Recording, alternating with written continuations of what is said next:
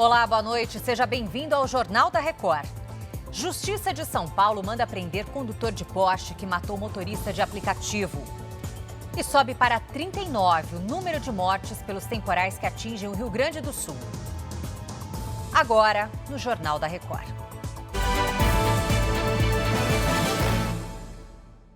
Oferecimento: Bradesco, eleito o melhor banco para investir.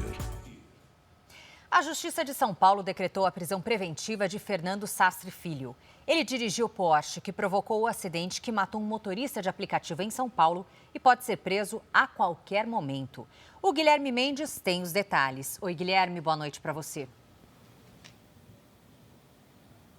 Olá, Lidiane, boa noite. O pedido de prisão foi feito pelo Ministério Público e aceito na noite desta sexta-feira pelo Tribunal de Justiça de São Paulo. Fernando Sastre Filho foi denunciado por homicídio doloso, quando há intenção de matar, e lesão corporal gravíssima. Ele estava dirigindo em alta velocidade o Porsche que provocou o acidente, que matou o motorista de aplicativo Ornaldo Viana. Um amigo de Fernando, que estava como passageiro, ficou gravemente ferido. O acidente aconteceu na madrugada do dia 31 de março. A defesa dele disse que vai recorrer da decisão. Lidiane? Obrigada, Guilherme, pelos detalhes. E a Justiça de São Paulo anulou a votação de quinta-feira na Câmara Municipal que autorizou a privatização da Sabesp, a Companhia de Saneamento do Estado. Na decisão, a juíza Celina Chiomi entendeu que houve irregularidades do processo, já que a votação só poderia acontecer depois da realização de todas as audiências públicas, bem como estudos necessários. A Câmara de Vereadores de São Paulo afirma que a votação ocorreu dentro do rito legal e que avalia a apresentação de um recurso contra a decisão judicial. Agora a gente fala sobre as tempestades no Rio Grande do Sul. Por causa das fortes chuvas, o aeroporto de Porto Alegre suspendeu voos e decolagens por tempo indeterminado. Algumas regiões do estado já sofrem com a falta de abastecimento de água. O Jairo Bastos atualiza as informações para a gente. Oi, Jairo, boa noite. Olá, Lidiane, boa noite para você, boa noite a todos. Olha, ao todo 350 mil pessoas foram atingidas pelas tempestades aqui no Rio Grande do Sul. E o número de mortos também subiu para 39. 68 pessoas permanecem desaparecidas em cidades aqui do estado. E ao todo, 265 cidades foram atingidas pelas tempestades e enxurradas em todo o Rio Grande do Sul. 18 municípios estão isolados e os socorristas têm encontrado dificuldade para chegar a quem está ilhado. E como muitas casas estão inundadas, mais de 8 mil moradores foram levados a abrigos improvisados de prefeituras e do estado. Ao todo, são 32 mil desalojados ou desabrigados. Quem ainda não precisou deixar os imóveis enfrenta outro problema. A falta de água atinge quase 500 mil de pessoas. 280 mil imóveis estão sem energia. Falando aqui da região do Vale do Taquari, onde nós estamos, já falta combustível, postos estão fechando e o pior, já está faltando até mantimentos em alguns supermercados, água mineral, porque os caminhões não conseguem fazer a entrega. E a previsão é de que neste final de semana volte a chover por aqui. Lidiane. Obrigada, Jairo. Bom trabalho. O nível do Guaíba alcançou marca recorde. A água invadiu Porto Alegre. As comportas do cais Mauá, que deveriam impedir que a água avançasse pela cidade, não estão dando conta. Um dos principais pontos turísticos de Porto Alegre foi transformado em um local de solidariedade. Barcos, botes e lanchas saem o tempo todo daqui para a região das ilhas. Nossa equipe acompanhou de perto, de dentro de uma embarcação do Exército, alguns resgates. As pessoas aguardavam onde conseguiam.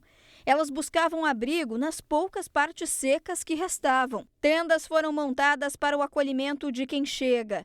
As pessoas ganham lanche e água e depois são encaminhadas para os abrigos da prefeitura. Cheguei agora há pouco, a gente tentou ficar, mas não imaginava que isso ia acontecer. A água começou a invadir o centro de Porto Alegre nas primeiras horas da manhã. Uma estação de bombeamento na esquina da rua Siqueira Campos transbordou e as vias do entorno alagaram. A comporta que fica na Avenida Mauá precisou ser reforçada. Bombeiros e militares colocaram sacos de areia. Mesmo assim, a água jorrava da parte interna do cais do porto. A água que subiu muito rápido aqui no centro de Porto Alegre já deixa registros históricos. Nesta rua em que a Defensoria Pública, a Secretaria de Educação e até mesmo a Prefeitura da cidade está alagada. Há muito tempo, isso não acontecia por aqui. No início da tarde, a comporta que fica na Avenida Sertório se rompeu e a água começou a invadir a zona norte da capital. O trânsito foi bloqueado e as autoridades pediram para que todos deixassem casas e comércios na região do 4º distrito. Quando a gente viu, quando se demos por conta, já estava inundado. Não deu nem para tirar o carro de dentro, tivemos que sair a pé agora. Tentei esperar, mas não vai dar, tive que sair. A água ainda toma conta de boa parte dos municípios de Canoas e São Sebastião do Caí. O repórter Romeu Piccoli esteve na região depois de muita dificuldade em sair da capital Porto Alegre. Sair de Porto Alegre está muito difícil. A cidade está toda interditada. Um agente do trânsito está ajudando a gente, pelo menos, a chegar até a estrada.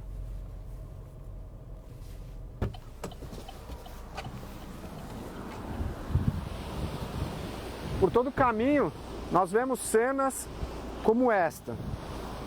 Aqui, ó, era uma rua, virou um braço de rio com muita correnteza. Um caminhão ficou pelo meio do caminho e vários carros estão parados ali mais à frente e correm risco.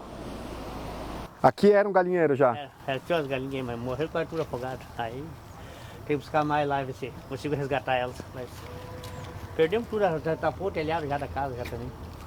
Isso começou a subir que horas? Quando foi? Isso aí faz já uns 3 dias, né? Encheu isso aí já. E só está subindo? Só subindo.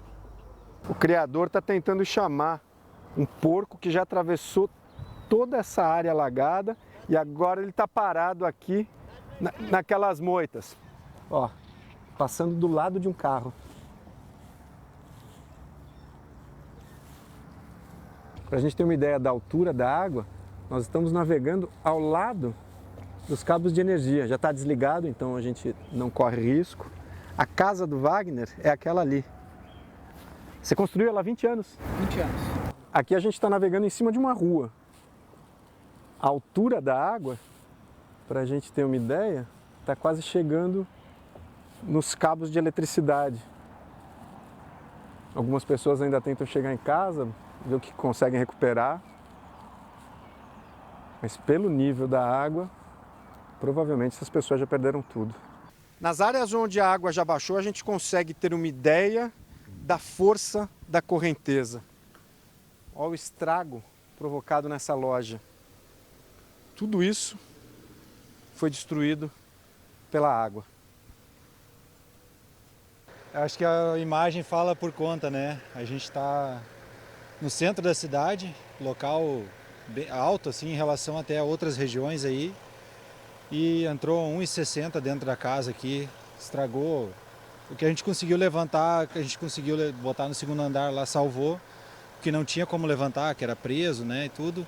Assim como todo mundo quase da cidade, foi o mesmo estrago que vocês podem ver aí.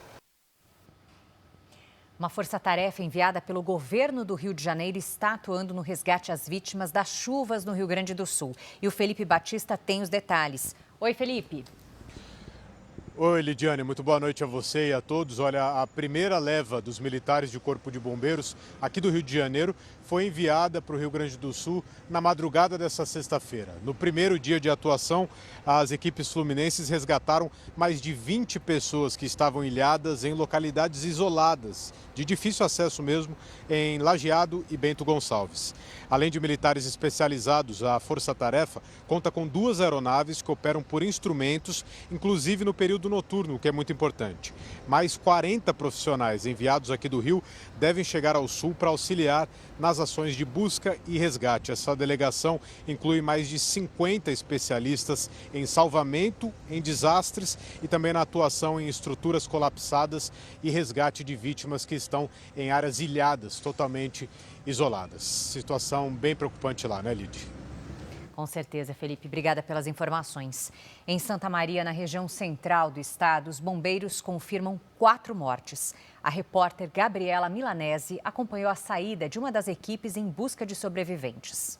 Nós estamos aqui no quartel do Corpo de Bombeiros de Santa Maria, onde estamos acompanhando a saída das equipes para fazer os resgates. Agora há pouco eles receberam a informação de um local com deslizamento de terra, onde provavelmente tem pessoas desaparecidas e também corpos. Por isso, os cães também foram para essa ocorrência. Aqui atrás de mim, mais uma equipe está se preparando para sair, nós seguimos acompanhando. Situação realmente calamitosa por aqui e não para de chover aqui em Santa Maria. Mais de 60 pessoas estão desaparecidas no estado ainda e o que se imagina é que esse número de mortos, infelizmente, deve aumentar aqui no Rio Grande do Sul. A nossa equipe está tentando chegar até um dos pontos onde ocorreu um deslizamento aqui na região de Santa Maria, região central do estado. Logo que a gente saiu do centro de Santa Maria, já tem um bloqueio da Polícia Rodoviária Federal e logo depois aqui tem um deslizamento de terra na pista. Vou tentar chegar um pouco mais perto, na medida do possível, para mostrar para vocês, porque, é claro, se torna até perigoso o asfalto já escarrachado. E o governo federal decidiu adiar o concurso nacional unificado, conhecido como Enem dos concursos, em todo o país, por causa das fortes chuvas que atingem o Rio Grande do Sul. Quem tem mais informações é a Ariane Bittencourt. Ariane, já existe uma nova data para a aplicação das provas? Boa noite para você.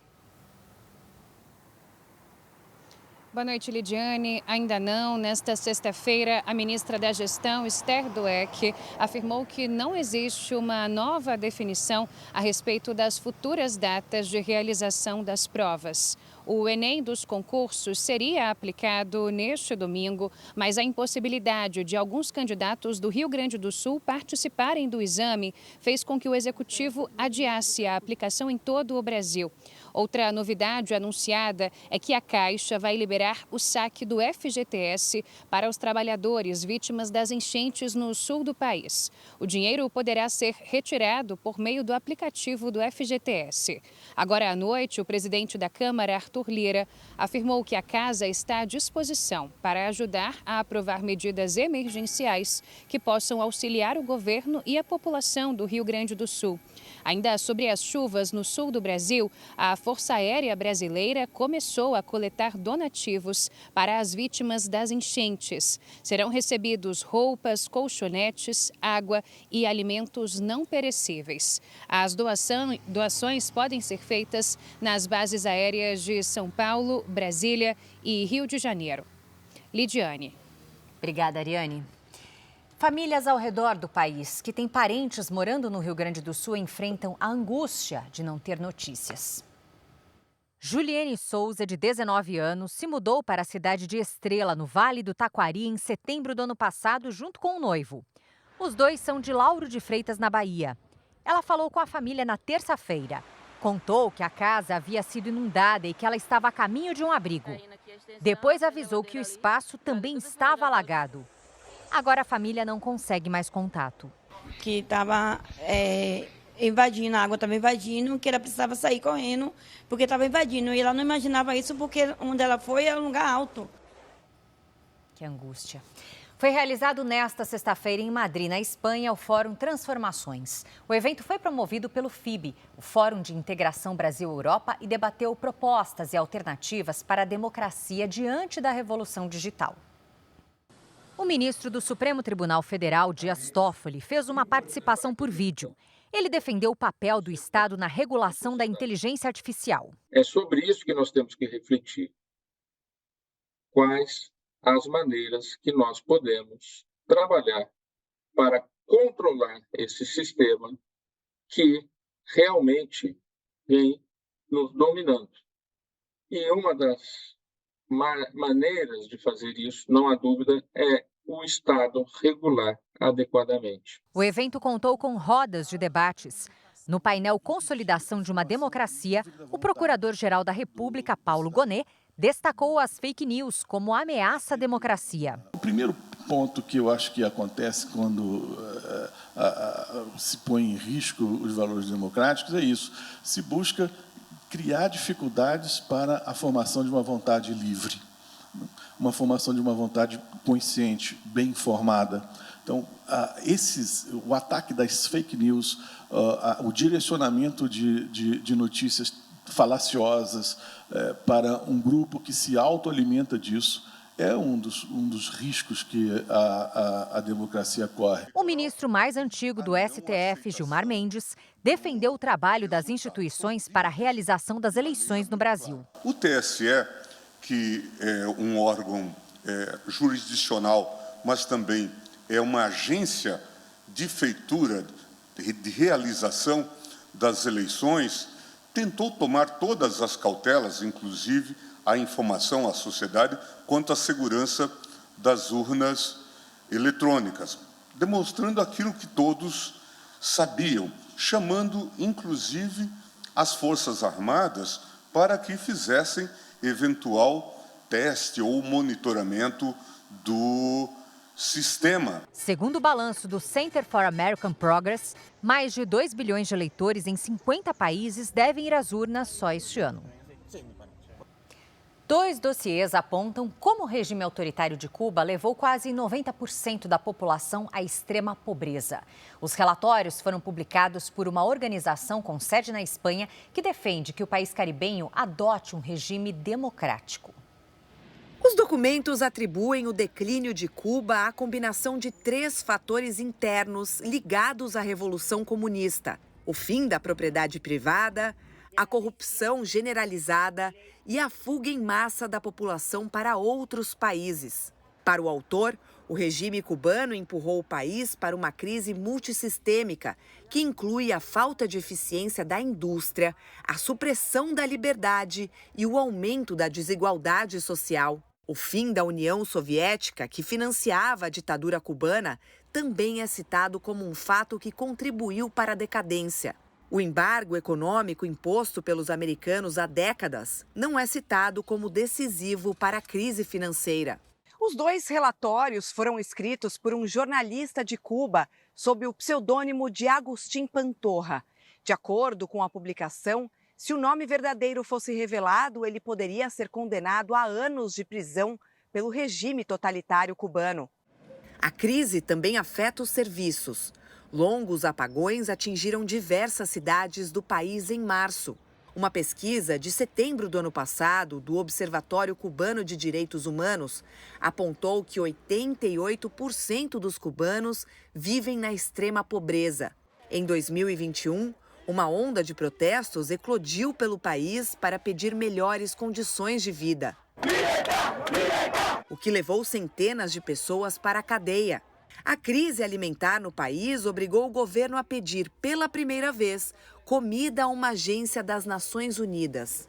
Por causa da má nutrição de menores de 7 anos, a Ilha Socialista reconheceu a necessidade urgente do pedido e anunciou em fevereiro o recebimento de 144 toneladas de leite em pó.